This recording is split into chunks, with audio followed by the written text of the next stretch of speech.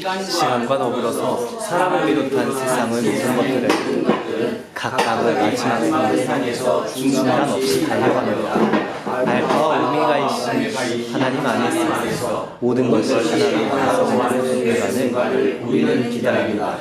이런 순간을 기다리는 줄 아는 사람만이 진정한 의미에서 예배를 감당하게 될 수 있습니다. 전능왕 오셔서 주 이름 찬송케 하옵소서. 영광과 권능의 성부여 오셔서 우리를 다스려 주옵소서. 강생한 성자여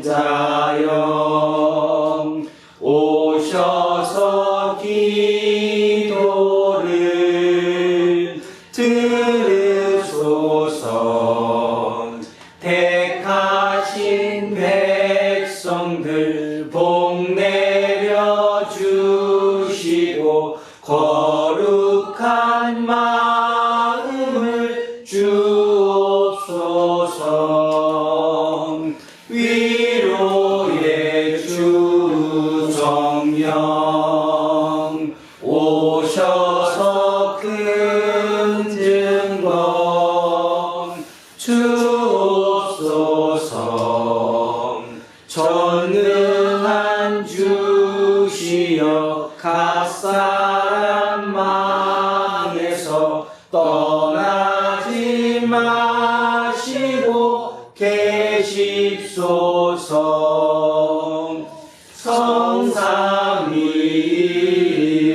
성삼위일체께 한없는 찬송을 드립니다. 존귀한 주님을 영광 중 배웠고 영원히 모시게 하옵소서.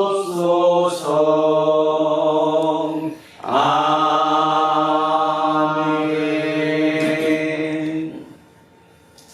은혜와 사랑이 풍성하신 하나님, 다윗의 자손 요셉의 아내 마리아를 통하여 놀랍고 신비로운 방식으로 예수 그리스도를 세상에 보내신 하나님을 우리와 함께 한 마음으로 찬양합니다.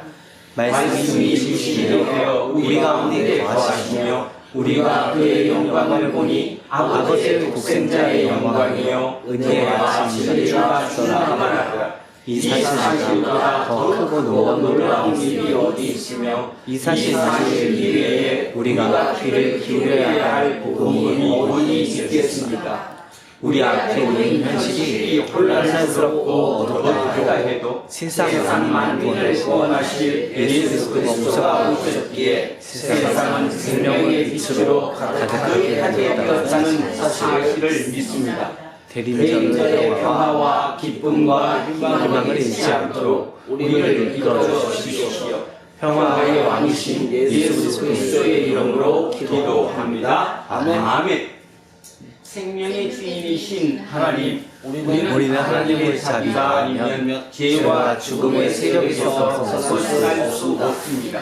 자기 자신을 숭배하고 물질을 절대적으로 의지하면서 삽니다. 우리의 실존과 인격과 영혼이 크고 작은 상처로 졌을 뿐만 아니라 부패했음을 고백합니다. 사랑과 긍휼함이 충만하신 하나님께 자비를 구합시다. 주여 자비를 베풀어 주소서. 그리스도여 자비를 베풀어 주소서. 주여 자비를 베풀어 주소서. 하나님께 여러분을 용서하셨으니 여러분도 이웃의 잘못을 용서하십시오. 아멘. 다 자리에 앉아 주십시오. 찬송가 478장 찬송하겠습니다. 478장입니다. 참 아름다워라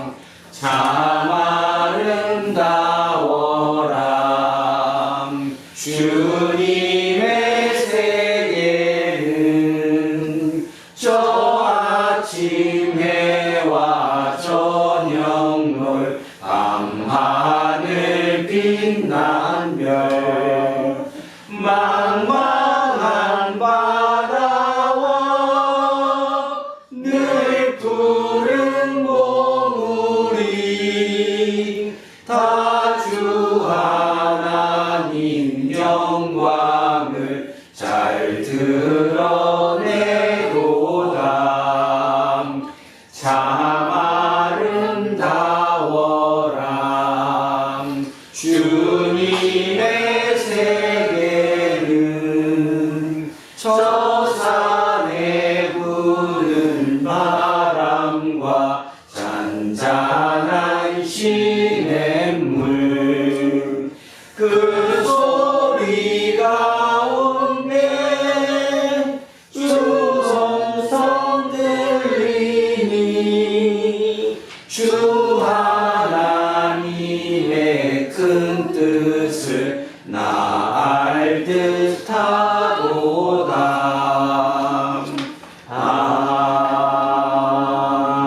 아멘. 우리를 너희와 함께 그리스도 안에서 견고하게 하시고 우리에게 기름을 부으신 이는 하나님이시니 저가 또한 우리에게 인치시고 보증으로 성령을 우리 마음에 주셨느니라. 하나님 아버지 감사합니다. 우리에게 인치시고 보증으로 성령을 주셨으니 오늘도 성령으로 예배드리게 하옵시며 말씀을 마음으로 받아 잘 자랄 수 있게 하여 주시옵소서. 세상이 점점 살기 어려워지는 것을 봅니다. 거리마다 빈 가게들이 생겨나고 있습니다. 우리들이 욕심으로 부를 축적하려고 했던 것들을 주님 용서하여 주시고 이 추운 겨울 모두가 다 잘 견뎌낼 수 있도록 힘과 용기를 더하여 주시고 어려운 이웃을 외면하지 않는 마음을 우리에게 언제나 있게 하여 주시옵소서. 하나님 아버지의 긍휼을 입은 우리들이 이웃을 위한 긍휼을 베풀 수 있게 하여 주시옵소서. 고아와 과부를 살피시길 원하시는 하나님의 뜻을 실현할 수 있는 지도자를 하나님 아버지께서 준비시키시고 계심을 믿습니다. 하나님 아버지께서 숨겨두신 그루터기에서 싹이 돋고 잎이 나서 이제 무성하게 일어날 수 있게 하여 주시옵소서. 이 땅에 남은 자들이 이제 모두 일어나 기도하게 하시고 나라를 위한 진정한 회개와 회복의 기도가 올라가게 하여 주시옵소서. 이제 이 나라를 위한 하나님의 뜻이 그 어느 때보다 강렬하게 이루어지는 시간이 되게 하여 주실 것을 믿습니다. 오늘도 말씀으로 우리를 정결케 하시고 하나님 나라를 체험하는 시간이 되게 하시며 말씀 선포하시는 목사님께 성령님의 사로잡힘으로 온전한 주님의 뜻만이 선포되게 하여 주시옵소서. 우리 영혼을 소생시키시는 하나님의 긍휼하심과 은혜 베푸심이 이 시간 예배 중에 넘쳐 흐르기를 소원하며 우리 구주 예수 그리스도의 이름으로 기도드립니다. 아멘. 인사하겠습니다. 조금 손해보고 삽시다. 조금 손해보고 삽시다. 하나님 사랑합니다. 하나님 사랑합니다. 이문수님을 사랑합니다. 이문수님을 사랑합니다. 김재우님을 사랑합니다. 김재훈님을 사랑합니다. 이영웅님을 사랑합니다. 이영옥님을 사랑합니다. 이으뜸님을 사랑합니다. 이으뜸님을 사랑합니다. 이영미님을 사랑합니다. 이영민님을 사랑합니다. 이영승님을 사랑합니다. 이양승님을 사랑합니다. 윤정숙님을 사랑합니다. 윤정수님을 사랑합니다. 이연승님을 사랑합니다. 이연승님을 사랑합니다. 안병관님을 사랑합니다. 안병관님을 사랑합니다. 이동영님을 사랑합니다. 이동영님을 사랑합니다. 김종희님을 사랑합니다. 김종희님을 사랑합니다. 이정근님을 사랑합니다. 이정근님을 사랑합니다. 신학섭님을 사랑합니다. 신학선님을 사랑합니다. 목사님을 사랑합니다. 목사님을 사랑합니다. 이영민님을 사랑합니다. 우리 모두를 사랑합니다. 기도하겠습니다. 크고 놀라운 능력의 말씀으로 세상을 창조하시고 이끌어가시는 하나님, 우리는 지금 대림절 넷째 주일을 맞아 하나님의 말씀이 우리 영혼을 풍요롭게 하기를 기다립니다. 과학기술과 물질적 풍요만이 진리라고 선전하는 이 세상에서 생명의 중심을 잃지 않도록 우리 모두를 인도해 주십시오. 예수 그리스도의 이름으로 기도합니다. 아멘.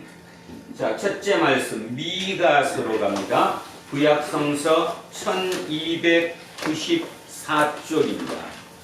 구약성서 1294쪽 미가서 5장 2절에서 5절 전반절까지입니다.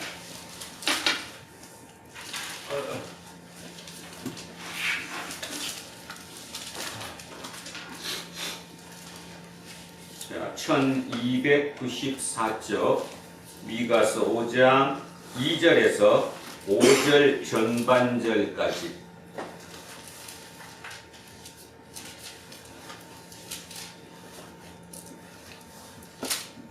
찾으셨으면 한 목소리로 합독하시겠습니다. 베들레헴 에브라다야, 너는 유다 족속 중에 작을지라도 이스라엘을 다스릴 자가 내게서 내게로 나올 것이라. 그의 근본은 상고의 영원에 있느니라. 그러므로 여인이 해산하기까지 그들을 붙여 주시겠고, 그 후에는 그의 형제 가운데에 남은 자가 이스라엘 자손에게로 돌아오리니, 그가 여호와의 능력과 그의 하나님 여호와의 이름의 위엄을 의지하고 서서 목축하니 그들이 거주할 것이라. 이제 그가 창대하여 땅 끝까지 미치리라. 이 사람은 평강이 될 것이라. 아멘. 시편 성시교독으로 가겠습니다. 시편 80편으로 갑니다. 862쪽입니다. 862쪽 시편 80편 말씀입니다. 80편 1절에서 7절까지 시작합니다. 요셉을 양떼같이 인도하시는 이스라엘의 목자여 귀를 기울이소서. 그 사이에 자정하시며 빛을 비추소서. 에브라임과 베냐민과 므낫세 앞에서 주의 능력을 나타내사 우리를 구원하러 오소서. 하나님이여 우리를 돌이키시고 주의 얼굴 빛을 비추사 우리가 구원을 얻게 하소서.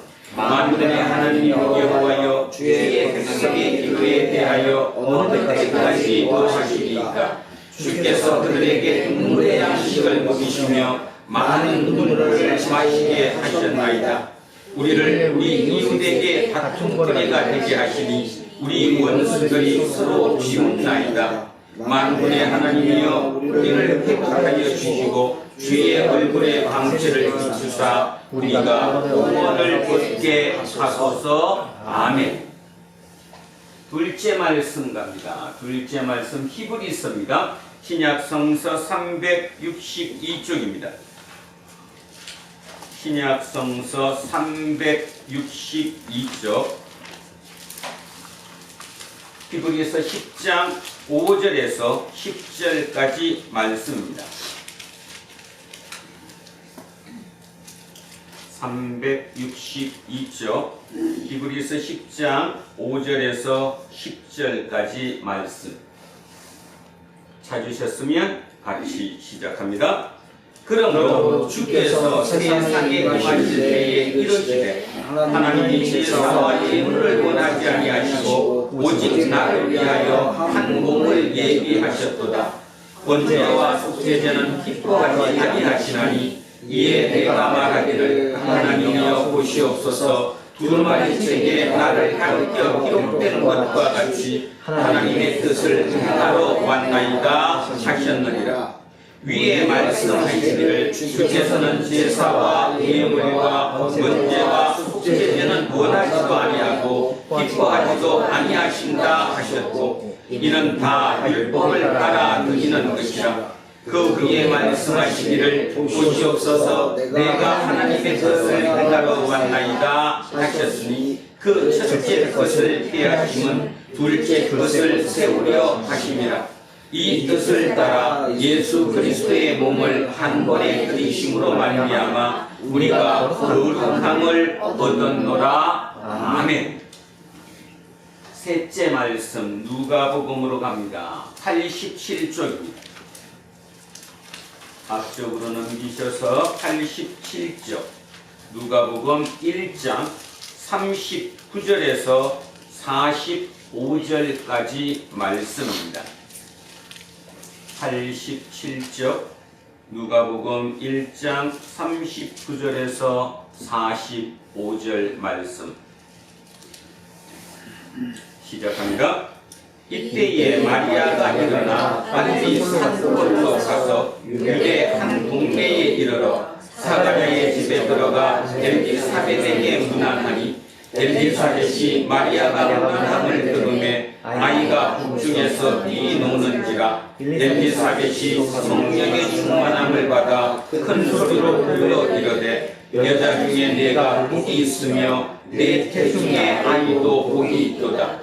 내 주의 어머니가 내게 나아오니 이 어찌된 일인가. 보라, 내 문안하는 소리가 내 귀에 들릴 때에 아이가 내 중에서 기쁨으로 뛰놀았도다.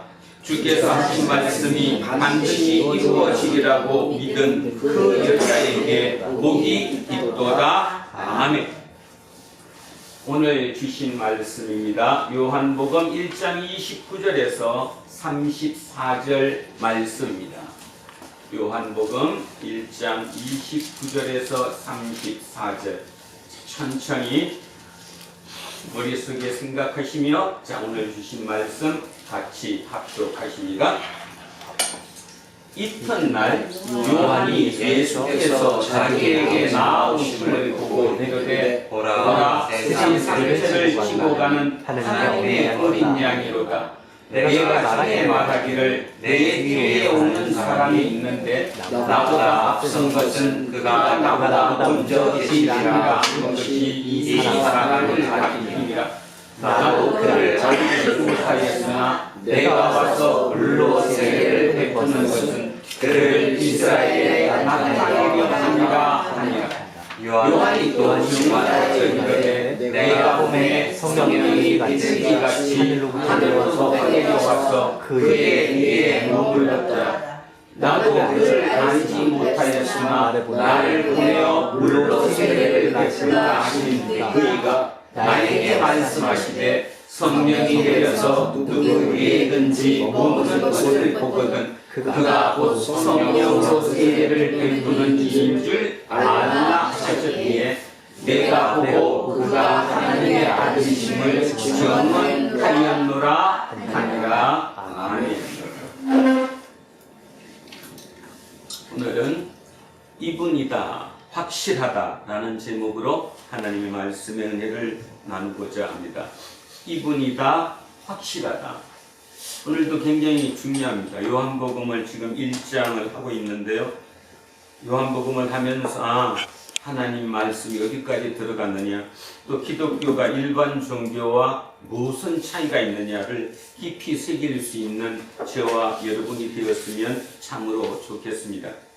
자, 우리는 지금 세례 요한과 예수님과의 관계를 비교하며 또 세례 요한이 예수님과의 어떤 서로 인과관계를 가지고 있는가에 대해서 여러모로 살펴보고 있습니다. 특히나 지금 요한복음은 앞장에서 세례 요한에 대한 얘기를 참으로 깊이 있게 다루고 있는 것 같습니다. 자, 지난주에 뭐 했었냐 하면 세례 요한이 너무 인기가 있었어요. 그죠? 쉽게 말해서 아주 위대한 아주 카리스마가 넘치는 설교자였습니다. 설교만 할 뿐만 아니라 뭐도 해요? 세례까지 줘서 아주 강력하게 합니다. 구호가 뭐죠? 세례 요한이 외친 구호. 회개하라. 천국이 가까이 왔느니라. 회개하라. 천국이 가까이 왔느니라. 자, 천국이 가까이 왔다. 무슨 뜻일까요? 하나님의 나라가 곧 온다 이런 뜻일 수도 있고 하나님 나라가 우리 가까이 있다는 뜻일 수도 있습니다. 근데 하나님 나라가 어디였죠? 하나님 나라가 어디였어요? 태초였어요. 태초가 뭐였다고요? 빅뱅이 일어나기 이전, 그 곳, 그 태초, 그곳은 뭐도 없고 시간과 공간의 개념이 존재하지 않는 곳, 영원이라고 그러죠. 시간이 존재하지 않는 곳, 그래서 우리는 그걸 영원이라고 부릅니다. 그 영원인 그곳, 그곳이 태초예요. 그곳이 우리에게 가까이 왔다는 뜻이, 그것이 이렇게 어떤 물리적인 힘에 의해서 우리에게 왔다 그런 소리보다 우리가 그게 가까워지게 되는 거죠. 우리 가까이 있다. 우리 생각 속에 뭐를 생각하고 있어야 한다? 하나님의 나라를 생각하고 있어야 한다. 이런 뜻이겠죠. 자, 그 말은 다시 얘기하면 세례 요한은 천국을 봤을까요? 못 봤을까요? 세례 요한이 천국을 봤겠어요? 못 봤겠어요? 못 봤어요. 다시 봤다 못 봤다 그러니까 그런가? 세례 요한은 천국을 정확하게 알아들었어요? 못 알아들었어요? 알아들었어요. 깨달았어요. 천국이 어떤 곳인지. 그죠? 그러니까 그 천국을 자기 마음속에 잡았기 때문에 오직 삶의 목표가 오직 어디를 향한 거예요? 천국을. 근데 그걸 나만 알면 안 되잖아요. 너무 중요한 사실을 내가 알았으니까 그것을 말씀으로 선포해야 되는 거고 많은 사람에게 알려줘야지 되는 거예요. 자, 그래서 회개하라 천국이 가까이 왔느니라. 하나 더 합시다. 예수님의 선포는 뭐예요? 예수님의 선포. 사랑. 네? 예수님도 다시 얘기하면 세례 요한은 세례를 선포했어요. 그죠? 세례 운동을 펼쳤다고요. 그러니까 우리 지금 현대적인 용어로 바꾸면 무슨 운동을 펼쳤어요? 세례 운동을 펼쳤어요. 그래서 그 세례 운동을 펼친 구호가 회개하라 하나님의 나라가 가까이 왔다. 다른 말로 천국이 가까이 왔느니라 했어요. 예수님은 뭐를 펼쳤어요? 어떤 운동? 성령. 한글로 이 운동 그러니까 못 알아듣나 봐. 무브먼트. 영어로 하면 알아듣지? 자, 어떤 운동? 하나님 나라 운동. 그 하나님 나라 운동을 일으켰는데 거기에 구호도 뭐예요? 회개하고 천국이 너희 것이니라. 똑같죠. 회개하라. 천국이 가까이 왔느니라.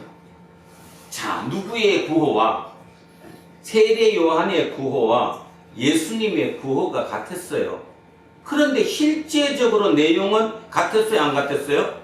안 같았어요. 자, 그걸 이제 이해하면 돼. 그것만 이해하시면 여러분 예수 제대로 믿을 수 있게 되거든요. 자, 세례 요한이 얘기한 회개하라. 천국이 가까이 왔느니라. 거기에서 회개하라는 어떤 회개일까? 어떤 회개일까요? 도덕적인 회개. 우리가 얘기하는 도덕적인 죄에서 벗어나서 이제 세상 똑바로 살아라, 죄 짓지 말고 살아라는 가장 우리와 근접한 얘기, 그 회개예요. 그 회개, 도덕적인 죄에서 회개하는 거예요. 예수님의 회개는 뭐죠? 하나님과 화목하는 것. 하나님과 화목하는 화목한 거. 쉽게 얘기해서 예수님의 회개는 도덕적인 회개가 아니에요. 어디를 바라보라는 거예요? 하나님의 나라를 통으라는 거예요. 하나님의 나라를 향해서 네가 회개하라, 회심하라, 마음을 바꾸라 이 뜻이에요. 그러면 똑같은 말인데 왜 그렇게 어렵습니까? 못 알아듣겠습니다. 그러면 더 결정적으로 얘기합시다. 예수님은 무슨 세례를 주셨어요? 성령 세례. 성령 세례. 세례 요한은? 물세례. 자, 그럼 이제 교회를 오래 다니셨으니까 물어보겠습니다. 물세례는 뭐 당연히 알죠? 물로 세례를 주는 거예요. 침례는 그냥 물속에 들어가서 완전히 잠겼다가 다시 나오는 거예요. 자, 정결하는 예식이죠. 의식이에요. 물세례는 어떤 의식이지 의식 외에 의미만 부여될 뿐이지 그걸 통해서 내가 갑자기 뭐 사람이 바뀌어진다거나 그런 뜻이 아니에요. 그죠? 자, 예식이었어요. 성령 세례는 뭐예요? 나 어렵더라. 목사가 됐는데도 성령 세례 그러면 성령 세례가 뭡니까?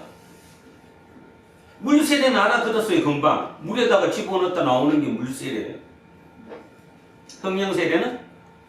하나님의 영을 받는 거죠. 그렇죠. 아주 쉬운 거예요. 성령 받는 거예요. 이 어떤? 성령 세례가 뭐라고? 그러니까 말 그대로 성령을 받는 거죠. 성령을 받는 거예요. 성령을 받는 게 성령세예요. 차이가 뭐예요, 그럼? 물로 세례를 받으면 어떤 회개가 일어나는 거예요? 내가 잘못 살았다. 내가 죄진 게 많다. 뭐 울고 불고, 그죠? 그러면서 토해내는 거예요. 그래서 거기서 나는 이제 앞으로 그렇게 죄 짓고 안 살 거야. 똑바로 살 거야. 그 세계가 물세례예요. 근데 성령 세례를 받으면 성령이 내 속에 들어와요. 성령이 내 속에 들어온다는 말의 의미가 뭐예요? 성령이 내 속에 들어온다는 말, 성령이 충만하다는 말, 성령이 임재했다는 말의 의미가 뭐예요? 하나님의 권성은 통치를 죽었다는 얘기. 내 속의 통치자가 내가 아니라 하나님. 하나님, 성령이라는 거잖아요. 나를 통치하는 사람이 성령이라는 거예요. 그죠? 그래서 내 자아에 의해서 내가 통치되는 것이 아니라 성령님에 의해서 내가 통치된다는 거예요. 그게 성령 세례잖아요. 그러면 이제 결론으로 죄 사함의 회개, 다른 말로 얘기하면, 다른 말로는 도덕적인 죄를 벗어나서 회개한다고 해서 인간이 변하나요? 죄에서 벗어나면 인간이 변하는가 물었어요. 변해요? 약간씩 변하겠죠, 그죠? 네. 옛날에는 막, 그러니까 좀 속된 표현으로 개판으로 살았는데, 이제는 조금 더 똑바로 살라고 했으니까, 어떤 보이는 현상으로는 어떤 변화가 약간 있을 수 있겠죠. 그러나 그 본질은 변해요, 못 변해요? 못 변해요. 변할 방법이 없어요. 근데 성령 세례를 받으면 어떻게 돼요? 본질이 변해요. 내가 거듭나지는 거예요. 중생한다고 그러죠? 내가 완벽하게 변하는 거예요. 그게 성령 세례예요. 그래서 예수를 아무리 믿어도 물 세례를 받고 나는 그래서 구원받았다고 얘기한다면 그거는 모순이 있어요. 구원 받았는지 안 받았는지 몰라. 왜냐하면 뭐를 받아야 구원이 일어나는 거죠? 구원이 뭐죠? 구원이 뭐예요? 구원이 영생 구원은 생명을 얻는 거죠. 성령을 다른 말로 뭐라고 그래요? 생명. 그 생명이 내 속에 들어온 거예요. 그래서 우리는 그걸 다른 말로 표현하면 생명을 얻었다고 얘기해요. 그 생명을 우리는 뭐라고 불러요? 부를 때 영생. 그 영생을 얻었다. 그걸 다른 말로 뭐라고 불러요? 구원. 구원이라고 그래요. 다시 얘기하면 세례 요한이 아무리 회개하라 천국이 가까이 왔느니라 하고 세례를 줘도 구원은 일어나요? 안 일어나요? 안 일어나잖아요. 구원은 뭐 안 일어날 수가 없어요. 그런데 예수님께서는 직접 물세례를 주셨어요? 안 주셨어요? 안 주셨어요. 그럼에도 불구하고 예수 그리스도가 뭐를 줄 수 있어요? 우리에게 성령을 줄 수 있어요. 성령은 삼위일체 하나님 한 분이에요. 삼위일체 하나님 중에 한 분. 그 성령을 인간이 줄 수 있어요? 없어요? 없어요. 제가 목사지만 목사인 제가 여러분에게 성령을 줄 수 없어요. 그죠? 여러분도 마찬가지. 나 성령 받고 싶은데 빨리 성령 와 한다고 해서 여러분에게 성령이 오지 않아요. 성령을 줄 수 있는 유일한 분은 누구밖에 없어요? 예수 그리스도밖에 없어요. 그래서 결론, 오늘 설교 끝났어요.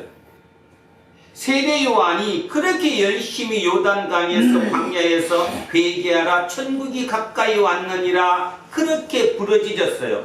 그런데도 불구하고 그게 너무너무 막히게 불같이 타올라서 인기가 하늘을 찌를 듯 했어요.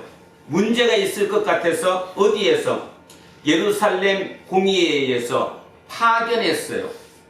청문회 하라고 사람을 파견했죠. 지난주에. 자, 누구와 누구를 보냈습니까?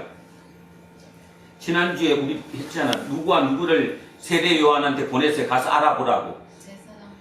제사장과 레위지파, 레위인들을 보냈어요. 그래서 그들이 요단강에 찾아갔어요. 그래서 물었어요. 당신이 그리스도입니까? 뭐라고 그랬어요? 나는 절대로 그리스도가 아니다. 그러면 당신이 엘리야입니까? 나는 엘리야도 아니다. 그러면 모세가 얘기했던 모세와 같은 그 선지자입니까? 기래요, 아니래요? 아니래요. 다 아니래요. 자, 거기에서 우리는 지난주에 그 생각했습니다. 만약에 이때 세례 요한이 그냥 눈 딱 감고 그냥 입 딱 다물고 당신이 엘리야입니까? 입 딱 다물고 아무 얘기도 안 하는 거예요. 그냥 가만히 이렇게 있는 거예요. 그러면 뭐가 될까요? 그냥 엘리야가 되는 거예요. 그죠? 모든 사람들이 진짜 엘리야라고 할 거예요.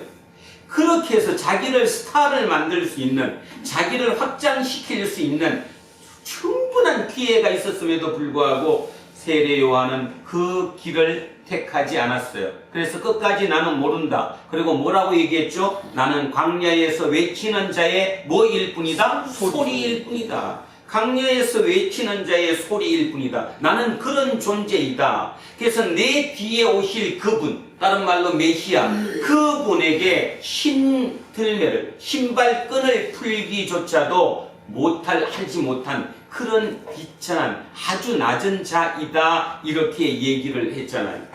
그러면 그 이유를 이제 오늘은 이제 우리는 구체적으로 알 수 있는 거예요. 그랬더니 뭐라고 얘기했냐면 그 사람들이, 그러면 당신이 그리스도도 아니고 메시아도 아니고 엘리야도 아니고 그 선지자도 아니면 도대체 당신이 무슨 권능으로, 무슨 능력으로 설교를 하고 세례를 베푸느냐? 그랬더니 그에 대한 답을 지난주에 하지 않았어요. 내가 왜 설교를 하는지 얘기를 안 했는데 오늘 본문에서 세례 요한이 얘기를 하는 거예요. 나는 왜 설교를 하는지, 왜 내가 세례를 베푸는지를 알게 됐다는 겁니다. 자, 다시 얘기하는데 오늘 우리는 이미 결론은 끝났습니다. 진짜 깊이 있게 생각하셔야 합니다. 세례 요한처럼 예수님의 길을 준비하고 모든 사람들을 예수님께로 인도하기 위한 중간자 역할을 하는 사람들은 수도 없이 많습니다. 근데 그가 그리스도가 될 수 없는 이유는 뭐냐면 그는 성령으로 세례를 줄 수 없기 때문입니다. 그래서 오직 성령으로 세례를 줄 수 있는 분, 성령을 주실 수 있는 분은 예수 그리스도, 삼위일체 한 분이신 성자 예수 그리스도 뿐이라는 거예요. 그래서 우리는 누구를 믿어야 된다는 겁니까? 예수 그리스도를 믿어야 된다는 겁니다. 그런데 여러분 진짜 가만히 마음속으로 생각 한번 해보십시오. 여러분에게 예수 없어도 되지 않아요? 누구만 있으면 돼요? 세례 요한만 있어도 되죠. 세상적으로 똑바로 살아야 된다, 죄를 범하면 안 된다, 이런 기준으로 살아야 된다는 그 세례 요한만 갖고도 충분히 이 땅을 사는데 지장이 없어요. 많은 경우에 그런 생각합니다. 예수를 믿으면서도 어떤 생각해요? 그래, 도덕적으로 살면 되지. 나처럼만 믿어봐. 그지? 나가 얼마나 세상을 똑바로 사는데 진짜 애써서 정직하게 살려고, 신뢰 얻으면서 살려고 애쓰고 있는데, 자, 거기로 멈춘다는 겁니다. 대부분이 거기서 멈춰요. 그래서 멈춰서 그냥 세례 요한이 선포했던 회개하라로 끝난다는 것이죠. 그리고 그 다음 단계로 가지 못하는 거예요.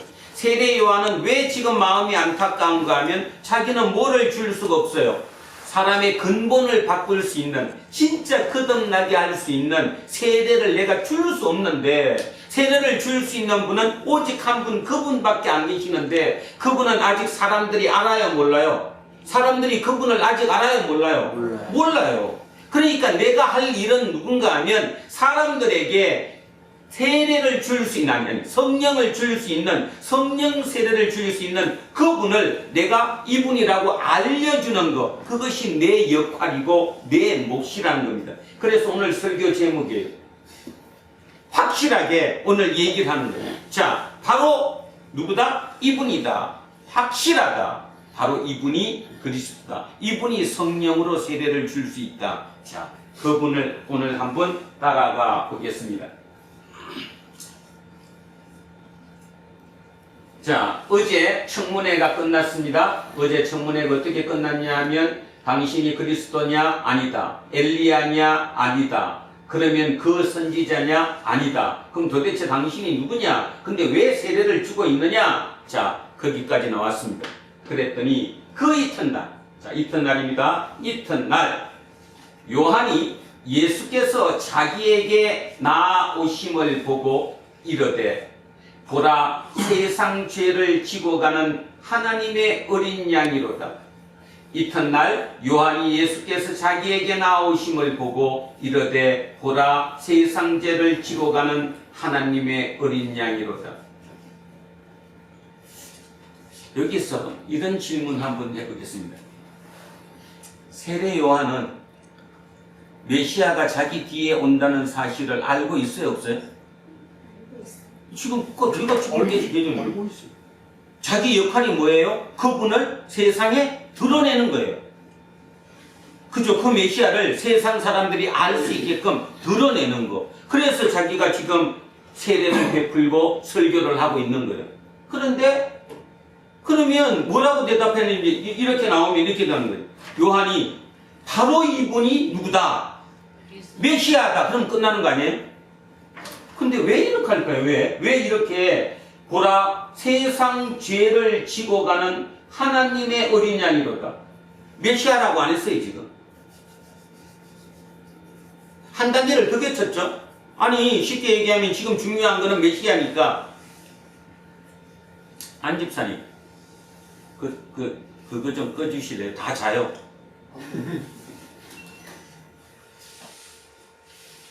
오늘 진짜 중요한 얘기를 하는데 이런 거를 듣기 싫어하거든요.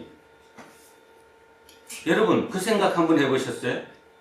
진짜 여러분 오늘도 기도하시면서 목사에게 성령이 충만해서 임해달라고 하셨는데 목사가 진짜 성령 충만하면 교회 한 명도 안 남아요. 아니 진지하게 생각해보시라. 안 그러겠어요? 남을 것 같아요? 교회가 흥한다. 성도수가 많다. 저도 물론 처음 시작할 때 당연히 그것이 제 목적이고 무엇이지만 이제 오늘 요한복음까지 들어가면서 철저하게 느끼는 거 심각합니다. 우리 지금 잘못 가고 있는 거예요. 진짜 조금이라도 생각할 수 있다면 오늘 본문을 보면서 한번 깨달아 보셔야 돼요. 세례 요한이 왜 저랬을까? 자기도 충분히 능력이 있는데 자기도 추종자가 많은데 왜 자기를 죽이고 그 다음에 오실 자기도 지금 그분이 누군지 모르는데 그분을 드러내려고 그 위험한 사역을 하고 있을까? 그렇다면 이 종교는 세례 요한이 얘기하는 도덕적인 죄에서 회개하는, 다시 얘기해서 세상을 똑바로 살아가는 것으로 끝나는 종교가 아니라는 거잖아요. 그런데 나는 예수 믿으면서 진짜 열심히 믿고 있고 헌금 잘하고 있고 주일 성수 잘하고 있고 진짜 떳떳하게 살기 때문에 나만큼만 믿어봐. 얼마나 모순적이에요? 다시 얘기하면 세례 요한의 뜻으로 보면 네가 아무리 잘나고 네가 아무리 도덕적으로 회개해도 누구를 만나지 못하면 예수 그리스도를 만나서 성령 세례를 받지 못하면 그거는 말짱 헛거다는 얘기를 하는 거거든요 지금. 근데 우리 헛거가 얼마나 많아요. 다 제가 보건대 세례 요한 죄사함 다시 얘기하면 회개하라 해서 멈췄어요. 그 정도를 갖고 지금 잘 믿는다고 생각하는 거예요. 그리고 많이 배우고 엘리트일수록 그런 생각을 많이 갖는 거예요. 세상을 좀 윤리적으로 도덕적으로 더불어 사는 거니까 그 정도 살면 되지. 지금 그 얘기하는 게 아니잖아요. 구원에 대한 얘기를 하는 거예요. 구원에 대한 얘기. 구원은 영생을 얻는 거예요. 영생을 얻는 거는 성령 세례를 받아야 돼요. 근데 세례 요한은 자기도 답답한 거죠. 자기는 성령 세례를 줄 수가 없어요. 그걸 정확하게 안 거예요. 그러니까 성령 세례를 받을 수 있게끔, 구원을 받을 수 있게끔, 다른 말로 영생을 얻을 수 있게끔 그분을 내가 세상에 드러내야 돼요. 오늘 지금 그 얘기를 하고 있는 거거든요. 그래서 뭐라고 얘기하느냐? 여기서도 왜 세상 죄를 지고 가는 하나님의 어린 양이다 이렇게 표현을 했을까? 그냥 쉽게 바로 이분이 예수 그리스도다. 다른 말로 이분이 메시아다. 그럼 한 방에 끝날 일을 왜 이렇게 표시했을까? 왜 그랬을 것 같아요? 아니 여러분 생각해. 그냥 쉽게 이분이 메시아야. 그죠? 지금 한 분이 자기 앞으로 저기서 이렇게 오고 있어요. 세례 요한 쪽으로. 그러니까 세경이 그분을 보고 얘기하는 거예요. 저분이 바로 세상의 죄를 지고 가는 하나님의 어린 양이다. 제 생각엔 지금 그게 묻는 질문이 뭐냐 하면 그렇게 얘기하지 말고 저기 오는 저분 보고 저분이 바로 그리스도야.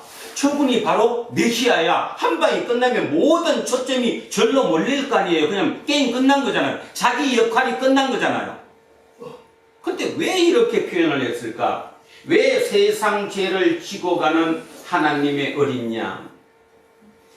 우리는 이 글을 들으면 그냥 글자로 들려요. 글자로. 하나님의 어린 양. 많이 들어봤지? 어린 양 얘기는 찬송가에도 많이 나오고 뭐 예수 그리스도를 어린 양이라고 그랬지? 그 정도로 끝나요.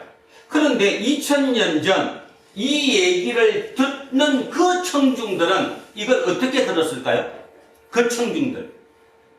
2000년 전에 저 얘기를 듣는 그 청중들은 세상죄를 지고 가는, 요 지고 간다는 요 말이요. 우리는 이제 세상죄를 지고 간다 그러니까 여기다 지고 이렇게 하는데 이게 원 의미가 뭔 뜻인가 하면 이 의미가 말살하는, 제거하는, 없애는 그 뜻이에요.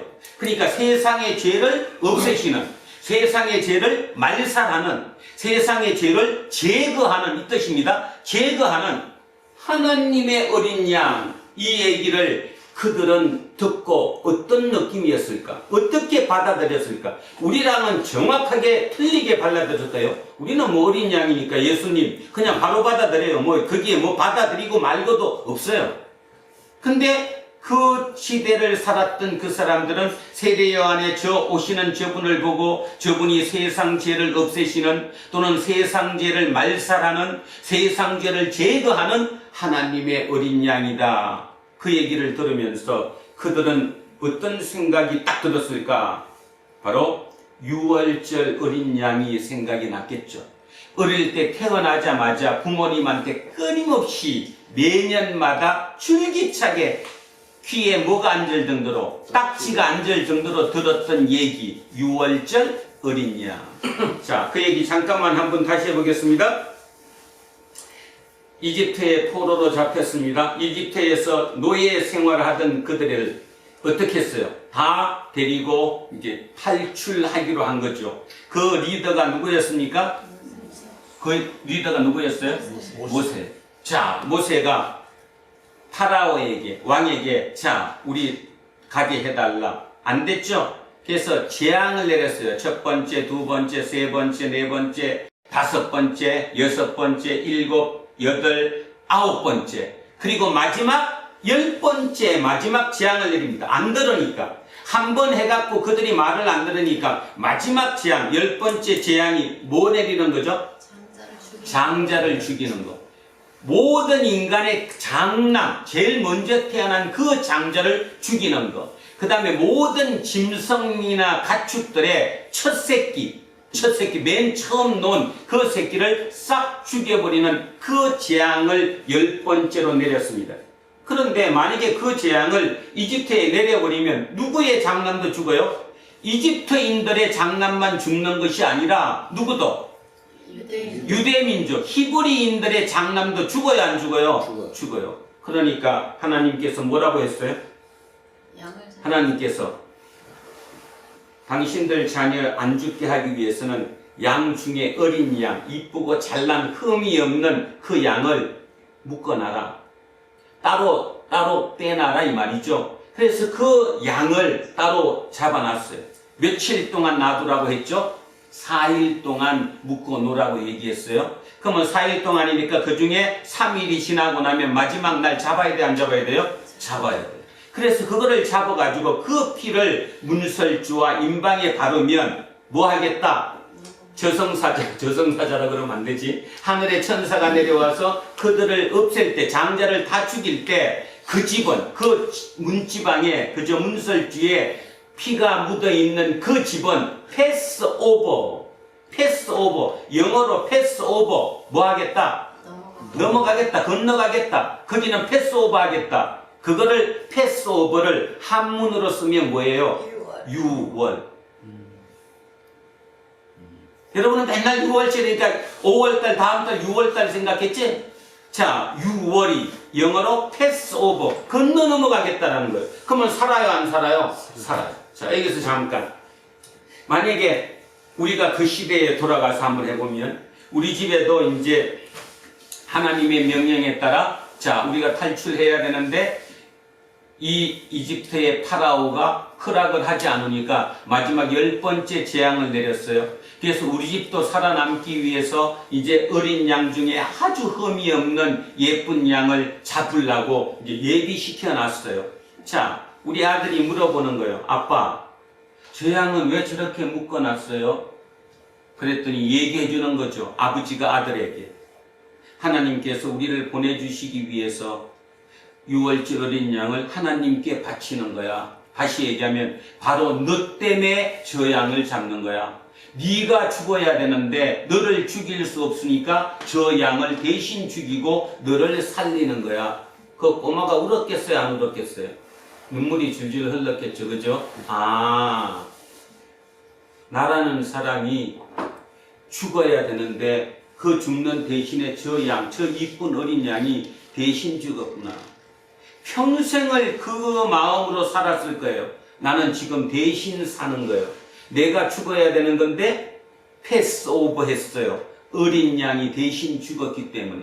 그거를 끊임없이 귀에 딱지가 않도록 가르쳤어요. 어린 양.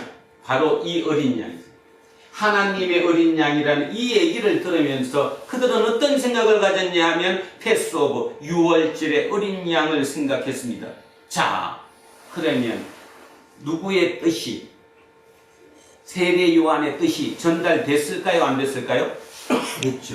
세례 요한이 왜 이분이 그리스도다, 이분이 메시아다 하지 않고 이분이 세상 죄를 지고 가는, 세상 죄를 없애는, 세상 죄를 소멸하는, 세상 죄를 제거하는 하나님의 어린 양이다라고 했을까? 그리고 그들은 그것을 어떻게 받아들였을까를 깊이 한번 생각해 봐야 된다는 거예요. 그러면 그들은 어떻게 받아들였어요? 그 얘기를 들은 바다는 아, 저분이 내 대신에 죽으시는 분이구나. 내 죄를 대신해서 저분이 대신 돌아가시는구나. 근데 나 죄 안 졌는데? 죄 안 졌는데? 나 죄 다 사해졌는데? 세례를 받으면서 죄 없어졌는데? 뭐 별 얘기가 다 있었겠죠. 자, 그러면서 이 얘기를 했어요. 이 얘기는 결론적으로 왜 그 메시아라고 하지 않았을까에 대한 답이 나오죠. 그들이 생각하는 메시아는 어떠죠? 지금 그 얘기를 듣고 있는 사람들이 느끼는 메시아는, 만약에 이분이 메시아다 그러면 그들 마음속에 어떤 마음이 드는 거죠? 이분이 우리의 삶에서 건져야 안 건져요? 로마 제국에 지금 어디에서? 제국에 지금 뭐 있는데? 로마 제국에 뭐에서? 노예. 잠시, 나도 이게 입이 막 찝찝 들어붙으니까 답 안 나오고 같이 안 나오네. 성취해서 로마 제국에 지금 뭐를 받고 있잖아. 우리 일제 식민지처럼 식민 지배를 받고 있는 거죠. 식민 지배를 받는 거기에서 메시아가 오면 그 메시아가 그 모든 것을 해결하고 우리를 다시 강건하게 잘 살 수 있게 해준다. 무슨 왕처럼? 다윗 왕처럼. 그들의 머릿속에 메시아는 그 메시아잖아요. 그죠? 근데 지금 세례 요한이 얘기하는 메시아는 그 메시아가 아니잖아. 여러분도 똑같아요. 제가 한번 해볼게 봐요. 세례 요한이 생각하는 메시아는 누굽니까 그럼? 세례 요한이 생각하는 메시아는 로마의 압제에서 지금 삶이 너무 살기 어려우니까 그 살기 어려운 데서 우리를 구원해 주실 분, 그분이 메시아예요? 아니면 영혼이, 다른 말로 생명을 주심으로 인해서 생명의 구원을 넣는, 다시 얘기하면 이 목숨 대신에 뭘로 바뀌는 거예요? 영생으로, 영원한 생명을 주시는, 다시 얘기하면 하느님 나라의 생명, 태초의 생명으로 체인지 시켜주시는 그 생명을 주시는 분, 그 생명을 줬기 때문에 나는 구원받은 거예요. 어느 구원이에요? 후자죠. 후자잖아요. 근데 여러분 구원은 뭐예요? 아, 요즘 살기도 힘들고 이달에 얼마도 뭐 빚도 많이 지고 뭐 되는 일도 없고 그저 몸은 아프고 여기서 지금 구해줘야 되는데 하나님 저를 구해 주십시오. 저를 구원해 주십시오. 거기서 벗어나는 게 구원일까? 아니면 진짜 생명이 이 생명은 유한한 목숨이에요. 이 땅에서 내 목숨이 끝나면 호흡이 끝나는 순간 나는 사라져버려요. 그러나 내 생명이 하나님의 나라로 가요. 하나님의 생명 태초에 그곳으로 간다는 거예요. 시간과 공간의 개념이 없는 영원한 곳으로 나는 간다. 그 생명을 영생이라고 하는데 그 영생을 얻는 게 구원이에요. 어느 게 구원이에요? 여러분 진지하게 생각하셔야 된다니까. 그런데 모르긴 몰라도 말로는, 그러니까 머리로는 대충 뭐 그래 구원이 그런 거야, 영생을 얻는 게 구원이야 이렇게 생각하지만 실제 삶으로 부딪히면 그것을 구원이라고 생각 안 해요. 지금 당장 내 문제가 해결되는 거, 내가 질병에서 놓여지는 거, 내가 부채의 그 짐에서 어떻게든 방법으로 해결받고 나오는 거, 이것을 구원이라고 생각하는 거죠. 우리 인간이 생각하는 구원과 그 다음에 한 단계 높은 저 세대 요한과 예수 그리스도께서 생각하는 구원이 영 차이가 난다는 거죠. 이것을 해결해 주기 위해서 구원에 대한 정의를 다시 해주는 거예요. 너가 구원받는다는 것은 세상의 죄를 없애시는 하나님의 어린 양, 유월절 패스오버 했던 그 어린 양이야. 그 어린 양으로 네가 구원받는 거야.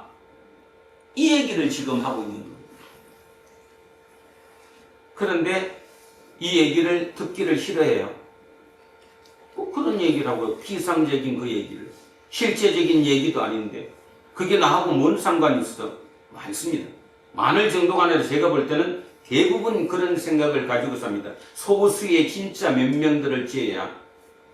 궁금해하지 않습니다. 오늘 또 하나 여기에서 미리 먼저 더하면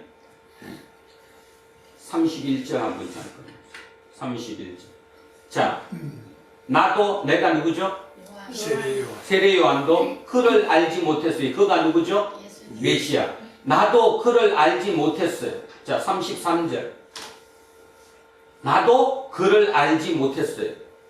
지금 세례 요한이 요 짧은 글에서 강조하는 게 뭐냐 하면 나도 그를 알았다 몰랐다?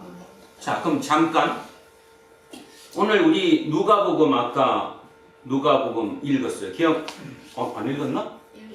오늘 누가복음 읽었죠? 네. 자, 누가복음 읽었을 때 마리아가 뱃속에 아기를 뚫고 쉽게 얘기해서 예수님은 잉태해가지고 성령으로 잉태된 그 몸으로 언니를 찾아갔죠?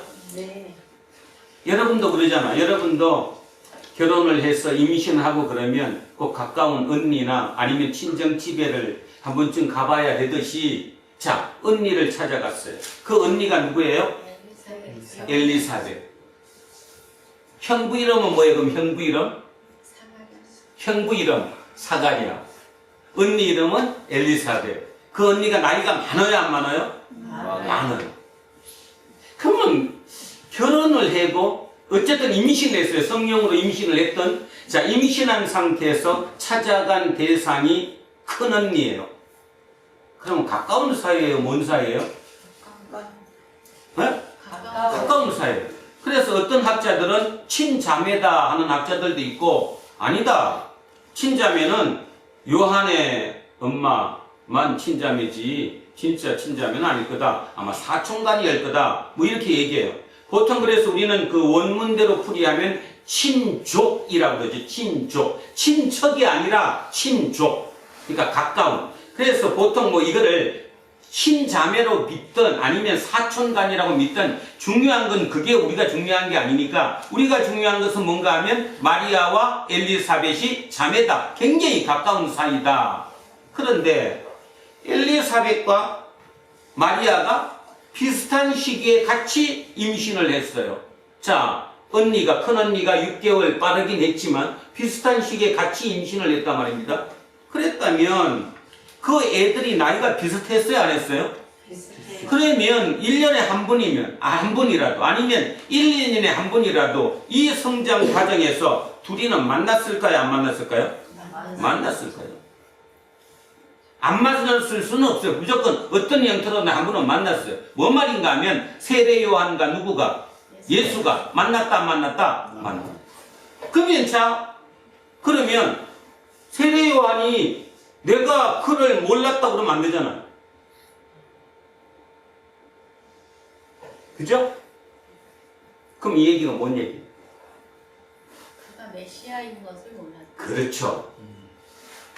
친척 예수를 모르는 것이 아니라 누구를 몰랐다는 거예요? 그가 메시아인 줄을 몰랐다는 거예요. 심지어는 자 여러분 예수님의 동생들이 형님이 메시아인지 알았어요? 몰랐어요? 몰랐어요. 그런데 중요한 겁니다. 지금부터. 그런데 세례 요한은 지금 뭐가 마음속으로 의문이고 궁금하고 중요한 게 뭐냐? 누가 메시아냐? 메시아가 누구지? 끊임없이 기도했을 거란 말입니다.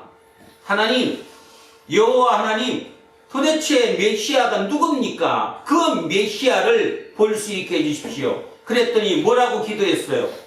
그렇게 기도했더니 어떤 응답을 받았죠?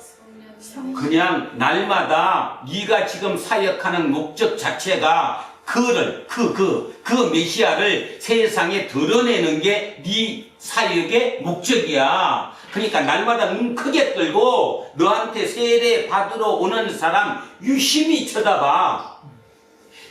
유심히 진짜 깊이 있게 한 사람 한 사람을 쳐다봐. 그러면 어느 날 알게 될 거야. 그랬거든요. 그래서 끊임없이 자기는 지금 모르는데 그 모르는 상태에서 알기 위해서 애썼다는 것입니다. 그래서 안 거예요.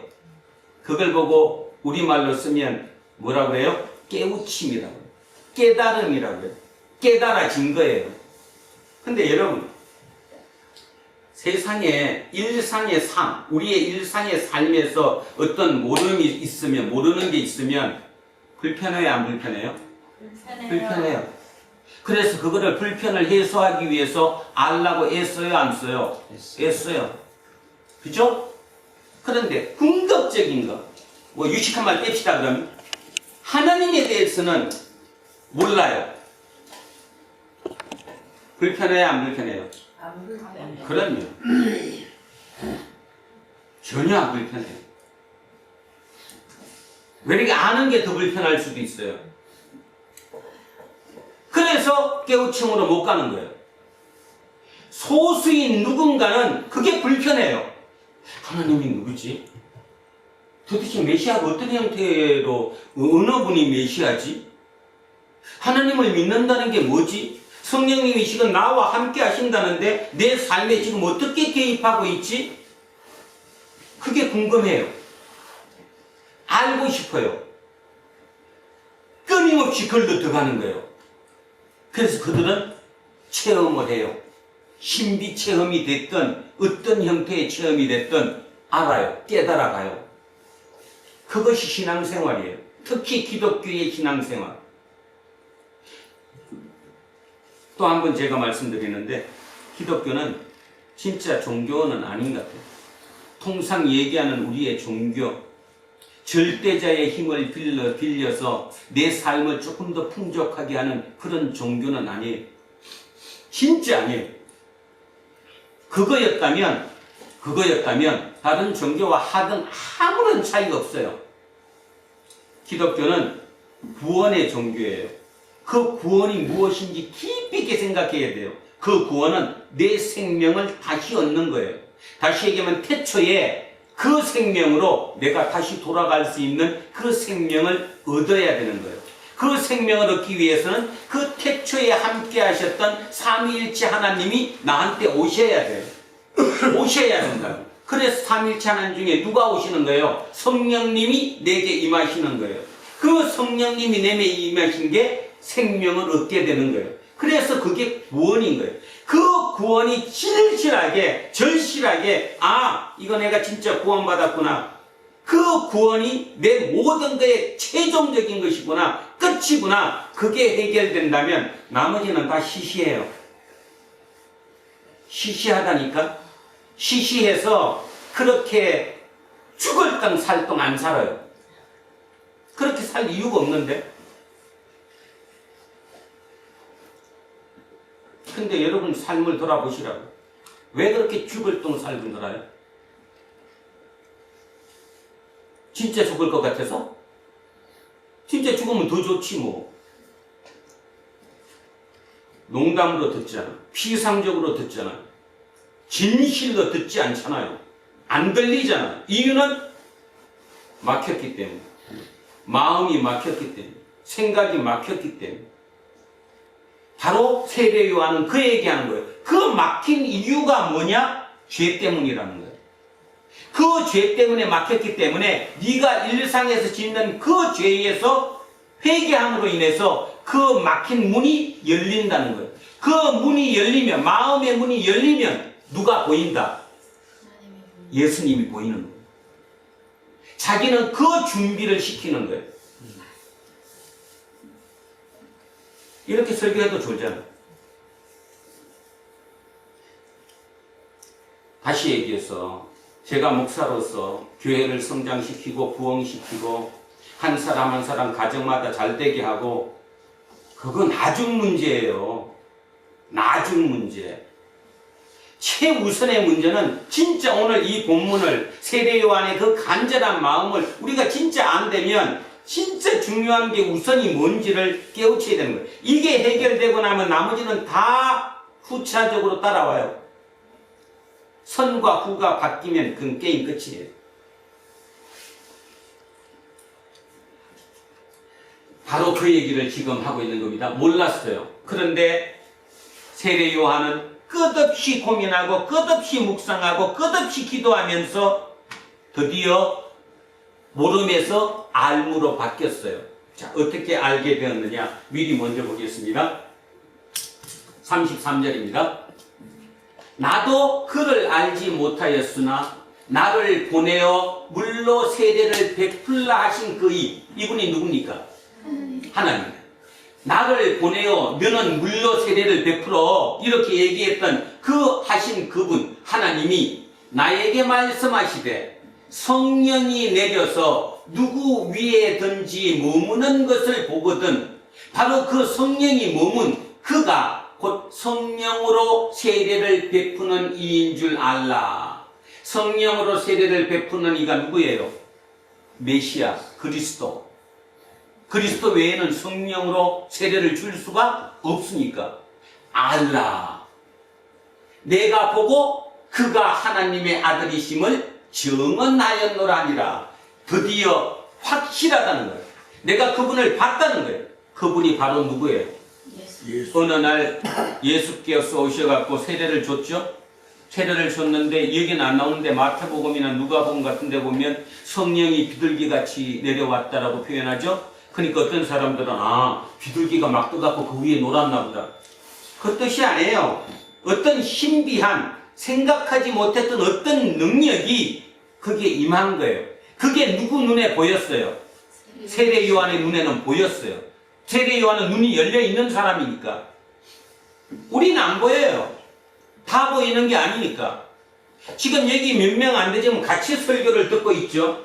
똑같은 얘기를 봐도 누군가는 저 33절이 정확하게 보여요. 의미가 보이고 하고 바로 알아들어요. 누군가는 아무리 들어도 글자밖에 안 보여요. 똑같이 보이지 않습니다. 애쓰는 만큼 내가 모름에서 벗어나서 알무로 가겠다는 그 애씀을 통해 드디어 알무이 된 거예요. 자, 세례 요한은 드디어 알게 됐어요. 다른 말로 깨우쳤어요. 그러니까 그 깨우친 걸 정언해야 돼, 안 해야 돼요? 남한테 알려줘야 돼, 안 알려줘야 돼요? 알려줘야죠. 그래서 이 34절 내가 보고 그가 하나님의 아들이심을 증언하였노라. 증언하였노라. 예전에 한 번 했는데 혹시 기억하시나 모르네. 증언하는 사람을 뭐라고 그러죠? 두 글자로 증인. 증인을 다른 말로 뭐라고 그랬는데? 헬라어로 증인과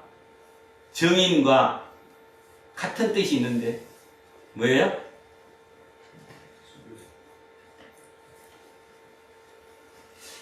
우리 저기 무슨 목사님이죠? 그 돌아가신 분.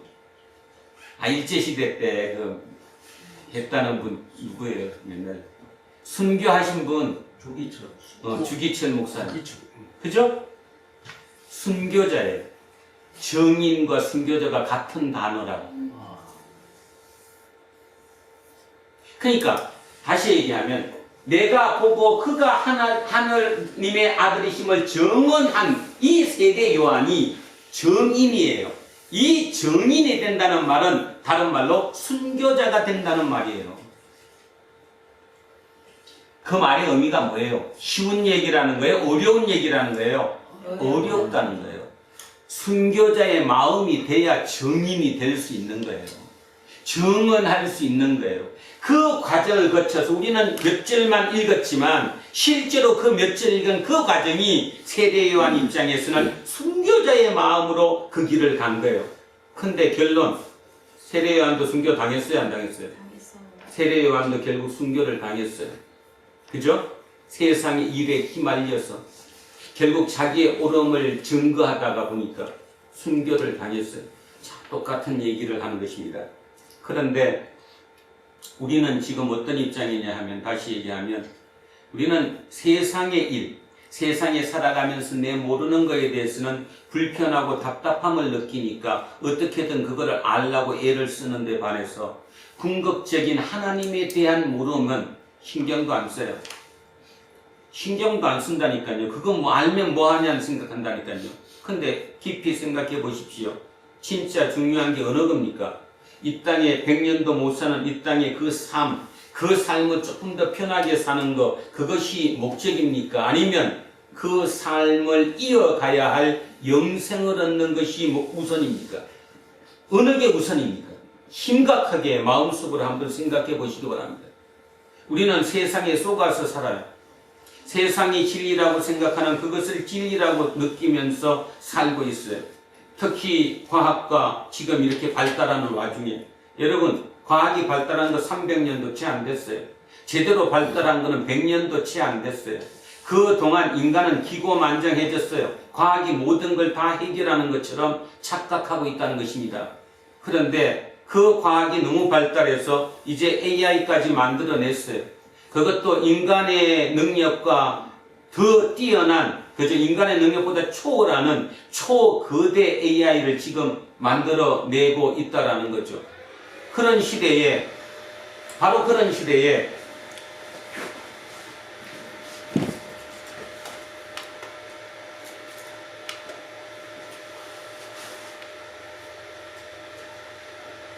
여기도 치고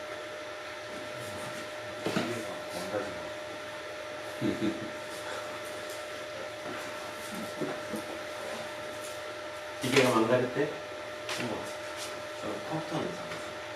컴퓨터에는 또? 그것도 오래됐으니까 다 봐요. 오래된 거는 다 유한하다니까. 때가 되면 가야 된다니까. 영원한 게 없어요. 그런데 다시 봐. 이거 가르쳐지네 오늘 우리를. 영원한 거. 결국 영원해요. 우리 인간은. 영원한 생명을 가졌어요.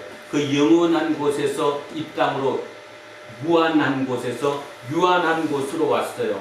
그러니까 거꾸로 유한한 곳에서 다시 무한한 곳으로 옮겨가야 하는 것이 구원이에요. 구원. 근데도 왜 자꾸 그걸 잊고 사냐고. 그리고 세상에서 얘기하는 적당히 살아, 믿어도 적당히 믿어, 거기 왜 게임에 빠지냐고. 그리고 그 적당이라는 거에서 빠질 분들은 또 뭐예요? 편한 거에 빠지잖아요. 편한 거. 아무리 말은 저렇게 해도 결국은 뭐 먹고 싸야 되는 거 아니야? 그러면 잘 먹어야지. 그리고 세상 욕심 중에 사는 거고. 자, 이제 가셨나 보네요. 그럼 다시 이제 성경책을 보고 하겠습니다. 성경책이 몇 쪽에 있냐 하면요, 오늘 본문이 143쪽입니다. 143쪽. 자, 자막 보지 말고 이제 성경 보고 하래요. 자, 그래서 143쪽입니다. 그래서 다시 정리를 합니다. 진짜 중요한 거, 하나님에 대해서 모를 때, 예수님에 대해서 모를 때 그 모름을 불편해해야 돼요. 그리고 의문도 가져야 되고 그 모름에서 알므로 애를 써서 옮겨가야 되죠. 그걸 보고 구원이라고 얘기하고 그걸 보고 깨달음이라고 얘기합니다. 우리는 그 깨달음의 단계까지 가야 한다는 거죠. 세례 요한은 깨달음의 단계를 갔어요. 그래서 오늘 확정적으로 얘기하는 거예요. 이분이다, 확실하다. 어떻게 그렇게 단정적으로 얘기하겠어요? 근데 확실하다는 거예요. 확실히 하나님으로부터 내가 그 얘기를 받았다. 그래서 그분이 맞다 얘기를 하고 있는 거죠. 자, 29절부터 다시 한번 시작을 합니다. 29절 찾아보시기 바랍니다. 이튿날 요한이 예수께서 자기에게 나아오심을 보고 이르시되 보라 세상 죄를 지고 가는 하나님의 어린 양이로다. 자, 보충 설명 다시 하면 왜 이분이 그냥 메시아다 하지 않고 세상 죄를 지고 가는 하나님의 어린 양이로다 이렇게 했을까? 말 그대로 이분은 세상에 이 땅의 삶의 구원을 위해서 오신 분이 아니라 이 유한한 삶에서 무한한 삶으로 구원하기 위해서 오신 분이라는 그것을 알기 위해서 이렇게 표현을 했다. 그래서 이 어린 양이라는 의미 자체를 그 당시에 살았던 사람들은 패스오브, 유월절의 어린 양, 나를 대신해서 죽게 만든 그 어린 양임을 깨닫게 되었다라는 것. 자, 30절에 내가 전에 말하기를 내 뒤에 오는 사람이 있는데 내 뒤에 오잖아요. 나보다 뒤에 온다 이 뜻입니다. 오는 사람이 있는데 나보다 앞선 것은 그가 나보다 먼저 계심이라. 말이 앞뒤가 안 맞죠? 내 뒤에 오시는 그분이 나보다 먼저 계셨대요. 이건 이제 영어로 선제했다고 그러는데 선제했다. 어디에 나왔죠 이거? 맨 처음 시작하는 날 이거 했는데 태초에 말씀이 로고스가 말씀. 그러니까 로고스가 말씀이 계시니라. 계시니라. 태초에 말씀이 계시니라. 로고스가 계시니라. 그분이 곧 누구였다? 하나님이었다. 1장 1절이었죠? 네. 그 태초. 이 땅이 시작되기 전 그 태초에 계셨던 분이라는 거예요. 그분이. 자, 그래서 나보다 앞선 것은 그가 나보다 먼저 계심이라. 태초에 계셨던 분이라. 그 한 것이 이 사람을 가리킴이라. 나도 그를 알지 못하였으나, 자, 나도 그를 몰랐어요. 그런데 궁금했어요? 안 했어요? 했어요. 그래서 끝없이 파고 들어가고 끝없이 기도하고 끝없이 묵상하고 하나님과 대화를 나눴어요. 그리고 드디어 알았어요? 몰랐어요? 알았어요. 자, 내가 와서 물로 세례를 베푸는 것은 그를 이스라엘에 나타내려 함이라 하니라. 이제 이 말 보이시나요? 이 말이? 자, 세례를 베푼, 내가 물로 세례를 베푼 이유가 나왔어요. 그것은 그를, 그러니까 이 메시아 예수 그리스도를 이스라엘에 나타내려 함이니라. 언제 나타내요? 지금 현재 나타내고 있잖아요. 지금 나타내고 있잖아요. 이분이 세상의 죄를 지고 가는 하나님의 뭐다고? 어린 양이다. 나타냈잖아요. 이분이 그리스도임을 드러냈잖아요. 그래서 누구의 목표는 다 이뤘어요. 세례 요한의 목표는 다 이뤘어요. 내가 그분을 세상에 드러냈어요. 나타냈어요. 이분이라고. 자, 나타내려 합니다. 요한이 또 증언하여 이르되, 자, 또 증언했어요. 증언 두 번째예요. 앞에 증언은 그걸로 끝났고 두 번째 증언. 내가 봄에 성령이 비둘기같이 하늘로부터 내려와서 그의 위에 머물렀더라. 자, 기도를 계속했는데 하나님이 내게 말씀하셨어요. 성령이 머무는 그 사람이 바로 성령으로 세례를 주는 분이시다. 바로 메시아다. 그래서 자기가 체험했다라는 거예요. 체험을 했다. 누군지. 그 다음에 나도 그를 알지 못하였으나 나를 보내어 물로 세례를 베풀라고 하신 그이, 나한테는 물로 세례를 베풀라고 하신 그이가 나에게 말씀하시되 성령이 내려서 누구 위에든지 머무는 것을 보거든 그가 곧 성령으로 세례를 베푸는 이인 줄 알라 하셨기에 내가 보고 그가 하나님의 아들이심을 증언하였노라 하니라. 이걸로 게임이 끝났어요. 여러분, 초대교회 요한 공동체가 그 요한 공동체의 구성원들이 이 지금 29절부터 34절까지 그때는 뭐 절이 없었지만 이 문장을 읽으면서 어떤 마음이 들었을까요? 지금까지는 어땠어요? 지금까지는 공동체 구성원 내에 누구와 누구가 세력 다툼이 있었는데 예수님 추종자와 이방 요한의 추종자가 서로, 그래서 지난주도 얘기했죠. 세례 요한의 세력이 굉장히 막강했다고. 그로 인해서 우리 기독교에 뭐가 들어왔다? 세례 의식이 들어오게 됐다. 자, 그런데 게임 끝났어요, 안 끝났어요? 오늘 이 말로 게임이 끝났어요. 자, 확실하다는, 이분이다, 확실하다, 내가 확실히 봤다. 그것도 요한의 입을 통해서 이제 내가 아니라 나는 예수님을 증거하고 예수님을 드러내기 위해서 이 땅에 왔을 뿐이지 나는 아무것도 아니었다. 그래서 이거 한 방으로 모든 것이 결정이 끝났다는 것입니다. 우리는 이런 얘기를 들으면서 그때 뭐 이런 얘기 하지만 실은 그 당시로 돌아가면, 이 요한복음이 쓰여졌던 이 당시로 돌아가면 1세기 말 2세기 초 이런 쪽으로 돌아가면 대단한 혁명적인 일이 여기서 게임이 끝난 거예요. 하나의 결단이 이어진 거예요. 그 기독교가 살고 이어져서 우리에까지 온 거거든요. 근데 우리는 그 얘기를 그냥 글로 읽어요. 글로. 감동도 느끼지도 못하고 정확한 의미가 뭔지도 생각지도 안 해요. 그리고 좋은 얘기는 와요. 나한테 유리한 쪽으로만 해석해서 성경을, 그죠? 내 유리한 쪽, 지금 현재 우리한테 유리한 쪽으로만 해석해서 말아버리는 거죠.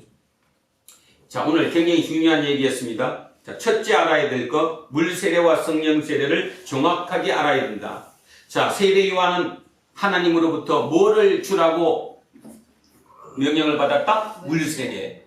근데 물세례로는 구원이 일어난다, 안 일어난다? 안 일어난다. 물세례는 죄를 사해주고 그저 도덕적인 어떤 죄를 씻는 것이지 어떤 의식이지 사람의 근본 자체가 본질이 변하는 건 아니다. 그런데 뭐는? 성령 세례는 성령이 내 속에 들어오는 거다. 성령이 들어오면 그 영이 나를 통치한다. 내 근본이, 내 본질이 바뀔 수 있다. 이걸 보고 거듭남이라고 얘기하고 이걸 보고 구원이라고 얘기한다. 우리는 그것을 영생을 얻었다고 얘기한다. 그래서 영생을 얻는 것, 구원을 얻는 것은 오직 성령을 주시는 분만이 할 수 있다. 그래서 성령을 주시는 분은 예수 그리스도만이 우리에게 성령을 주실 수 있지 어느 누구도 성령을 줄 수가 없다라는 것. 그래서 그걸 정확하게 안 세례 요한이 끝없이 자기를 낮췄죠. 자기를 높일 수가 없는 거니까 자기를 낮추고 자기는 그 예수 그리스도를 사람들에게 드러내게, 나타내게 하는 것이 내 최종 목표였노라고. 그 최종 목표를 오늘 이뤘어요. 오늘 어디에서? 성령이 그분의 세례를 받는 중에 그한 것을, 어떤 그것을 보고 그 신비한 체험을 통해 이분이 확실하다라고 얘기했다라는 거죠. 자, 그 다음에 또 하나 기억해야 될 게 뭐냐면 모름에서 알무로 가는 것.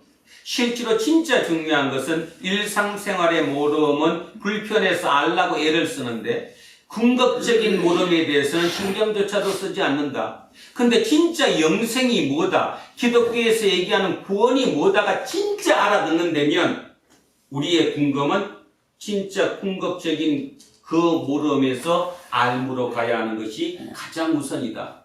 그것을 한 번쯤은 새겨라. 그리고 머릿속에 아무리 세상살이가 복잡해도 내가 이렇게 사는 게 아닌데 거기에서 조금쯤 한 번쯤 숨 한 번 크게 들이쉬고 다시 한번 자기를 돌아봐라. 그것이 기독교다. 그것이 구원이다. 세례받았다고 다 구원받지 못한다. 이런 얘기하니까 나한테 막 또 공격할지 모르는데 세례받았다고 구원받았다? No!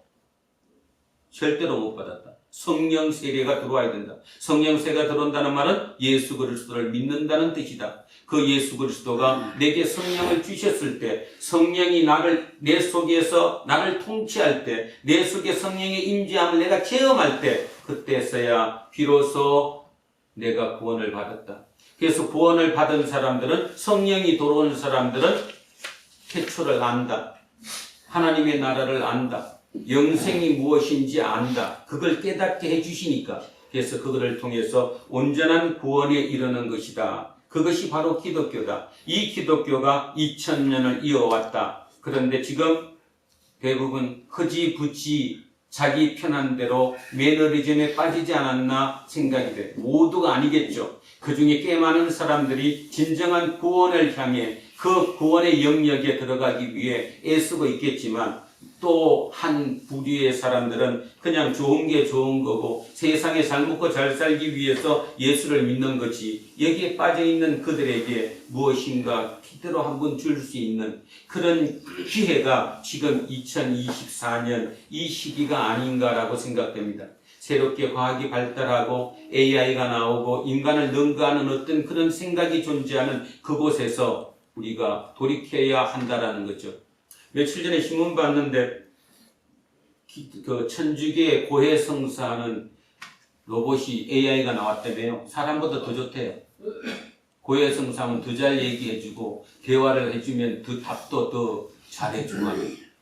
그래서 아마 이제 AI가 신이 되었다 뭐 이런 얘기도 봤는데, 그러니까 그런 시대가 이미 온 거죠, 그죠? 자, 저기 뭐죠? 불교에서도 이미 AI 그게 나와가지고 다 거기서 법문도 얘기하고 할 정도로, 그럴 정도로 시대가 변한 이 상황에서 결국 우리는 궁극적으로 AI가 하지 못하는 궁극적인 생명, 그 영생을 구하는 것이 무엇이다, 영생을 얻는 것이 무엇이다라는 그것이 한 발 더 우리 앞에 다가오지 않을까, 그런 생각을 합니다. 그래서 저는 반대로 생각합니다. 과학이 발달하면 발달할수록 결국 우리가 하나님을 향해 가는 그 길이 좁기는 하지만 그 길이 더 환히 열릴 것이다.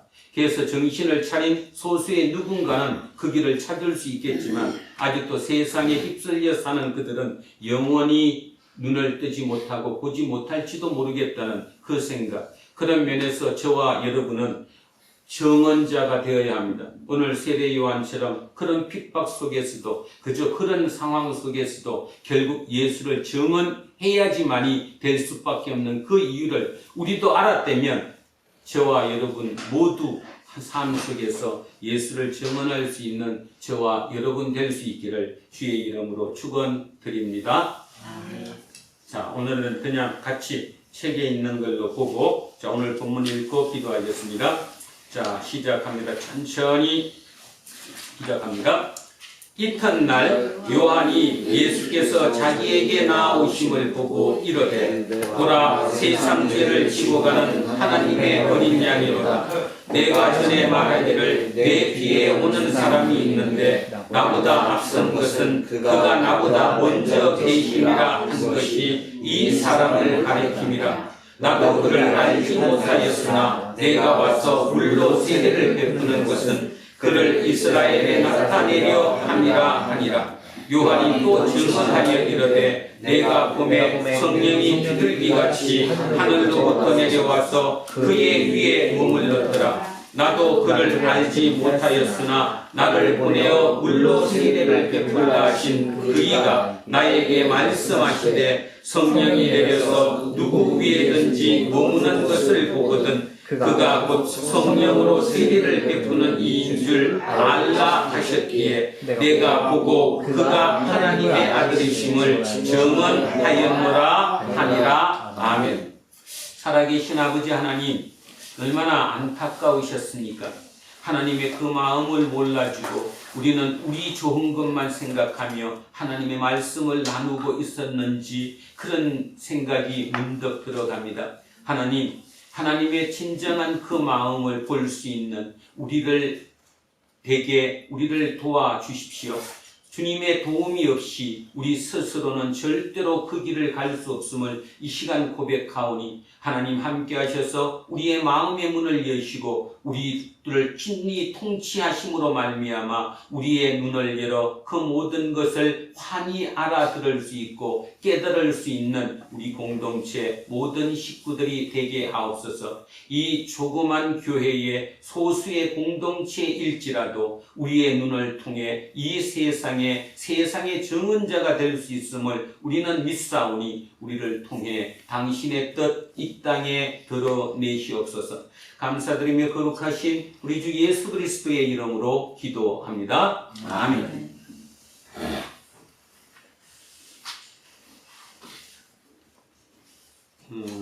찬송가 461장입니다.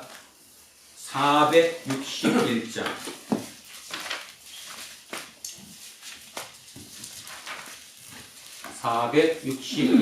찬송하겠습니다. 십자가를 질 수 있나 주가 물어보실 때 죽기까지 따르리 성도 대답하였다.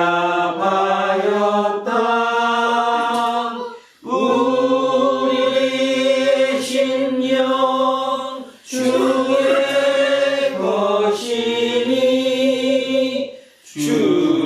주님의 형상 만드소서. 주인도 따라 살아갈 동안 사랑과 충성 늘 바치오리라. 너는 기억하고 있나 구원받은 강도를 그가 회개하였을 때 낙원 허락받았다.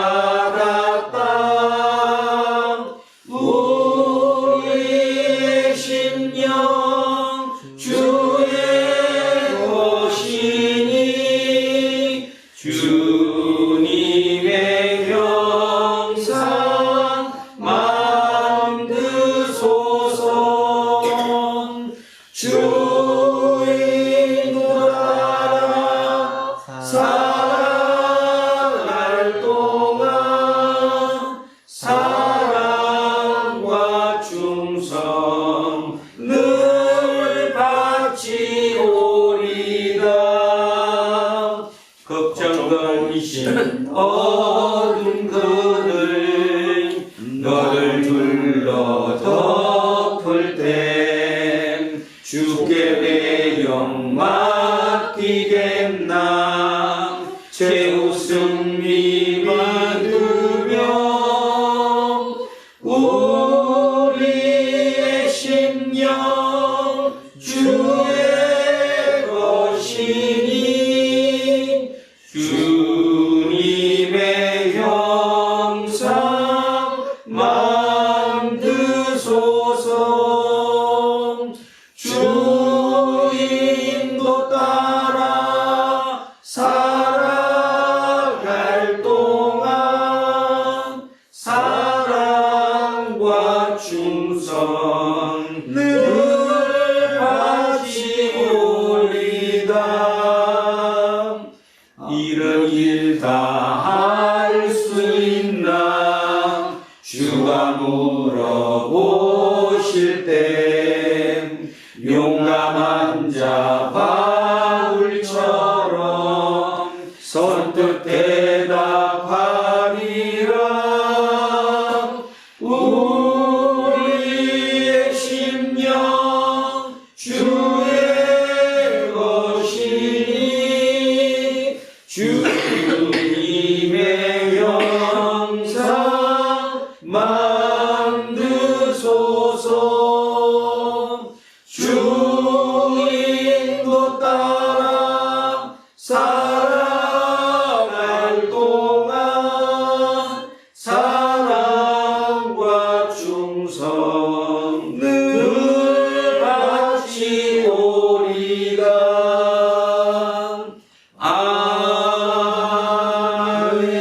아멘.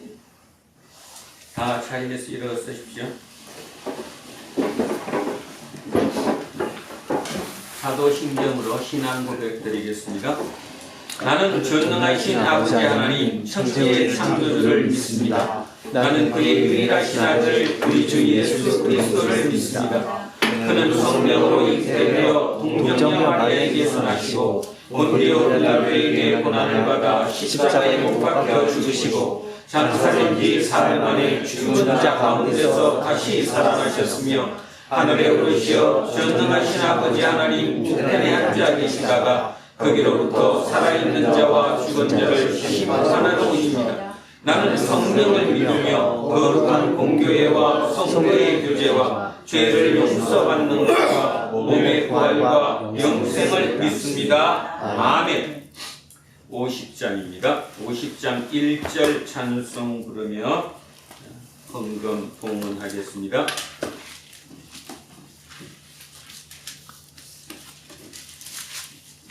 내게 있는 모든 것을 아낌없이 드리네. 사랑하고 의지하며 주만 따라 살리라.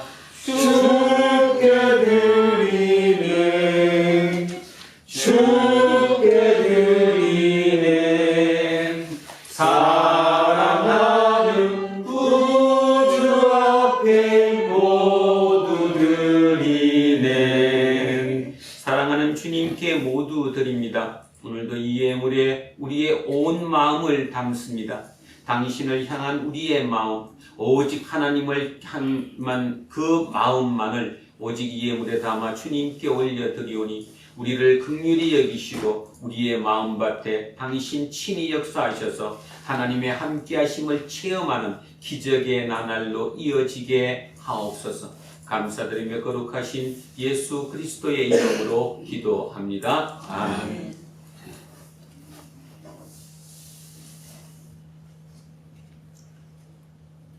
공동체 고백하겠습니다. 우리는 세상이 읽고 있는 성경이다. 우리는 세상이 원하는 신앙 고백이다. 우리는 세상에 관심 갖는 설교다.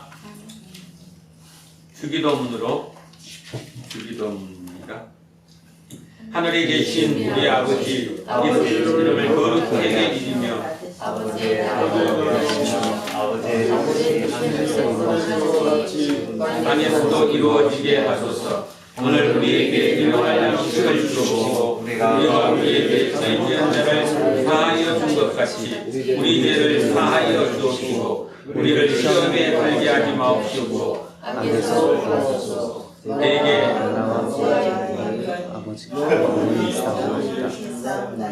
아멘. 57장입니다. 57장 찬송 부릅니다. 57장.